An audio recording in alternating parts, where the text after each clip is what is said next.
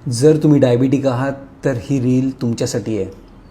आपल्या ब्लडमधल्या sugar level manage करण्यासाठी आपले मसल्स आपल्याला 4 पद्धतींनी मदत करत असतात.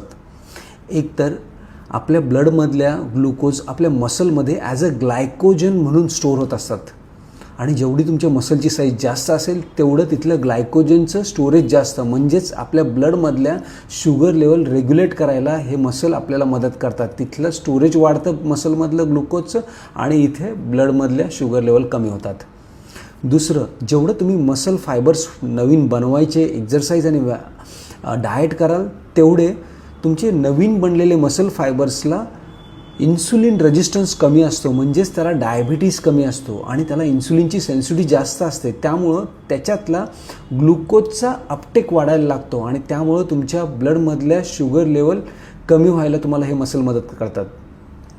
तिसरं, जेवढं तुमचं मसल फायबर्स तुम्ही नवीन बनवाल, मसलची साईज वाढवाल, तेवढ्या तुमच्या मसलच्या ॲक्टिव्हिटी लेवल वाढतील.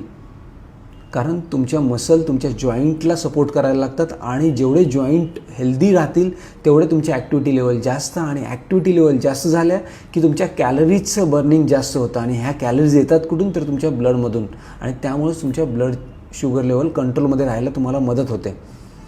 चौथं म्हणजे तुमच्या ह्या मसल्सला स्वतःला जिवंत ठेवायला देखील शुगरची गरज असते. जेवढं जास्त तुमचं मसलची साईज असेल तेवढं जास्त प्रमाणात तुम्हाला त्यांना स्वतःला जिवंत ठेवण्यासाठी शुगरची गरज पडते आणि त्याच्यातून देखील हे शुगर मॅनेज करायला हे मसल मदत करतात.